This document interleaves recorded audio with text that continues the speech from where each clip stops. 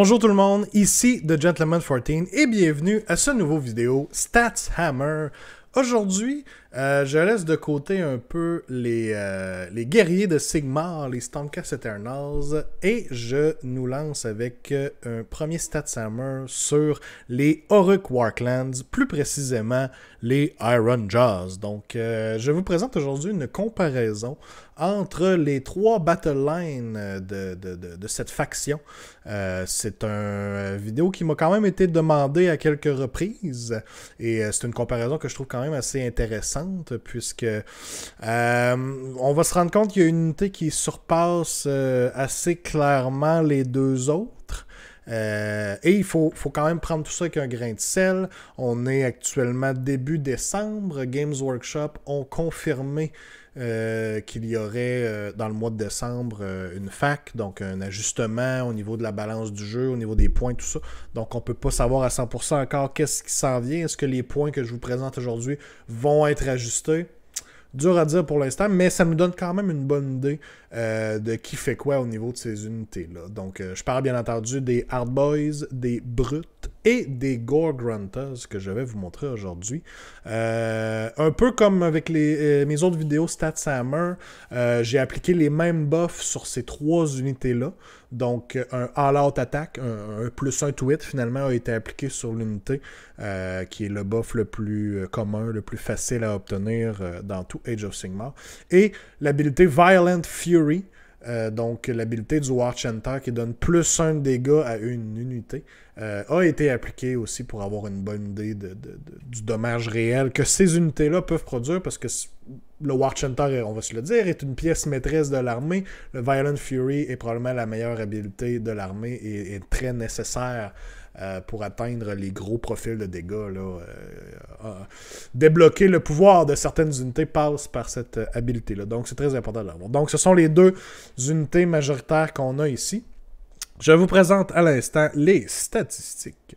Donc, vous remarquez tout de suite que j'ai mes Hard Boys, mes Brutes et mes Gore Gruntas. Les Hard Boys ont été renforcés 3 fois. C'est donc une unité à 15 modèles. Les points arrivent à 255 points. C'est sûr que c'est plus bas que les Brutes, que les Gore Gruntas qui sont à 320 et 300 points respectivement. Mais malheureusement, c'est impossible d'aller plus haut pour les Hard Boys. On ne peut que les renforcer 2 fois. Donc, ça nous fait une unit à 15 points. Mais quand même, ça nous donne une bonne idée du dégât potentiel d'une unit d'Hard Boys peut aller faire. Les Brutes ont été renforcés une fois, donc on a une unité à 10 modèles. Les Brutes, c'est un petit peu plus tricky pour savoir exactement le loadout, hein, qu'est-ce que vous équipez vos modèles, avec quoi vous équipez vos modèles. Le plus optimal, le plus efficace, eh bien, ce serait ce que je vous présente ici, c'est-à-dire... oh, je l'ai pas... Ah oui, ok, c'est ça, parfait. En fait, vous avez le boss, vous avez un modèle dans l'unité qui est le boss, le boss claw. Donc, ne pas prendre le boss choppa, c'est vraiment le boss claw. On a l'option d'avoir un modèle, dans chaque 5 modèles, il y a un modèle qui peut avoir un gore choppa, donc ici, on l'a 2 fois. Et finalement, on a le choix là, entre l'arme pour le reste des modèles, les 7 autres modèles de l'unité. On y va ici avec les Jagged Gore Hackers pour avoir le plus de dégâts possible. Et finalement, eh bien, les Gore Grunta aussi ont été renforcés une seule fois, donc c'est une unité de 6 modèles pour 300 points.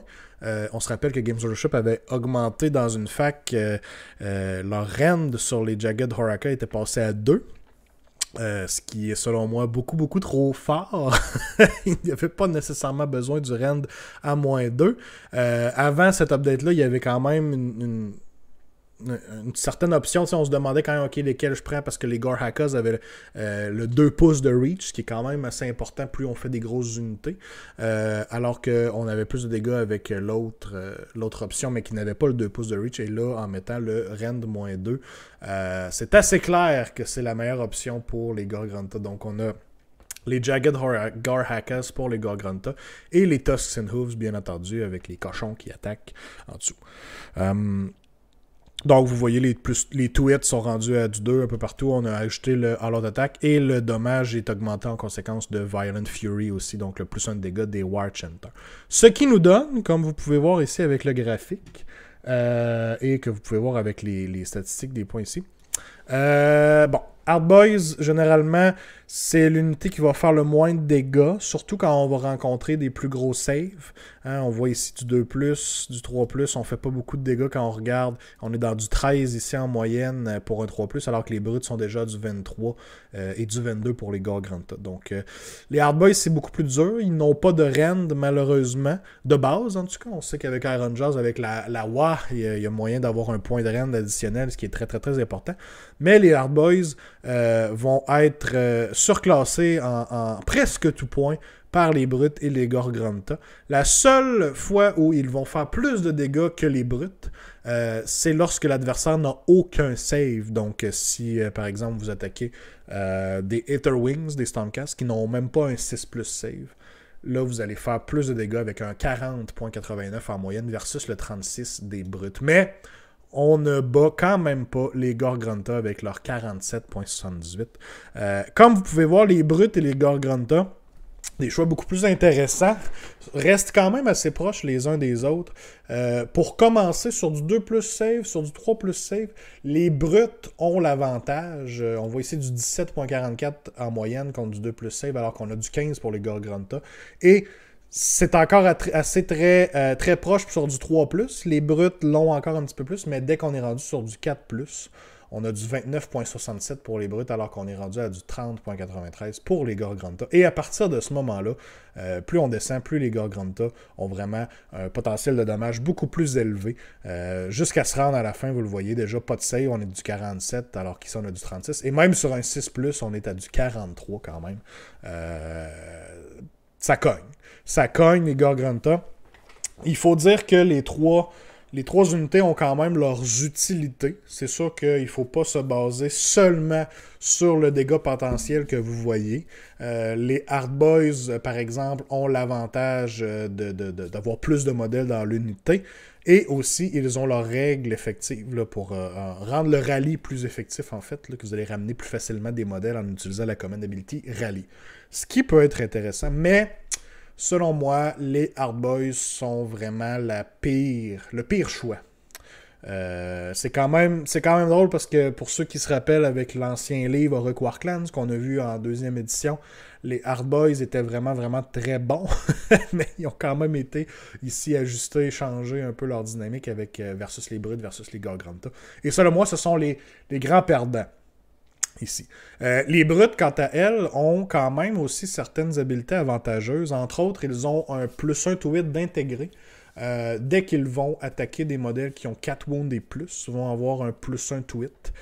Donc, ça peut être avantageux. Vous n'avez pas besoin d'utiliser de command point pour faire un all-out attaque, ou ça vous permet d'avoir ça et de faire votre all-out attaque ailleurs. Donc, ça peut quand même être intéressant pour des brutes qui vont l'attaquer des unités avec des plus gros modèles ou des monstres, des héros, tout ça.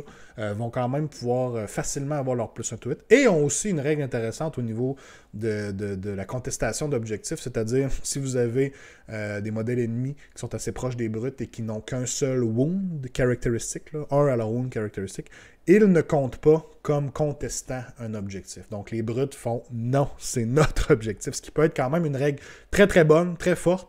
Donc c'est à ne pas discarter nécessairement. Je trouve que les brutes, oui, n'ont peut-être pas le même potentiel de dégâts que les Garganta, mais quand même ont ont des options intéressantes, puis ont quand même leur utilité malgré tout. Puis bien, les Garganta sont vraiment les rois au niveau du dégât. Il faut se rappeler que c'est une unité de cavalerie, donc qui est plus rapide, beaucoup plus rapide que les Hard Boys et les brutes.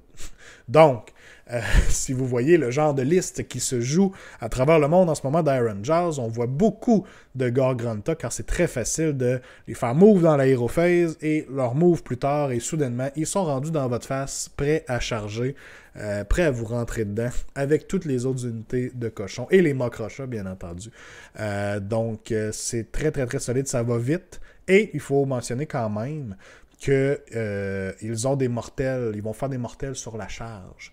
Donc oui, comme je disais tantôt, on voit qu'au niveau des saves, des unités qui sont plus armurées, au 2+ save, 3+ save, les brutes ont un petit avantage versus les Garganta, mais c'est un avantage minime. Et lorsqu'on commence à regarder le nombre de mortels potentiels des Gorgrunta, ça vient le rattraper assez facilement. Donc, généralement parlant, les Gorgrunta, pour même 20 points de moins que les brutes, vont faire plus de dégâts, vont être plus rapides, ont accès à des mortels.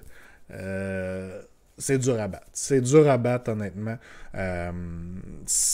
En ce moment, je vous dirais, c'est clairement la battle line la plus intéressante. Je dis pas que les listes ne doivent que prendre des Gorgrunta. C'est tout à fait légitime de le faire.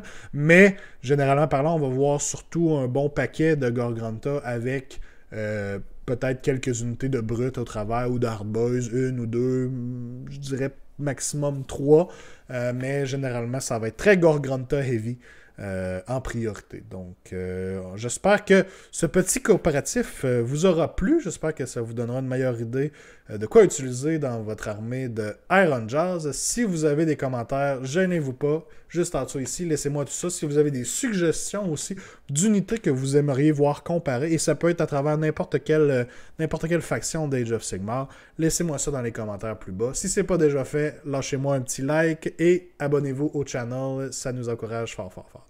Donc, c'était The Gentleman 14 qui vous dit bye bye!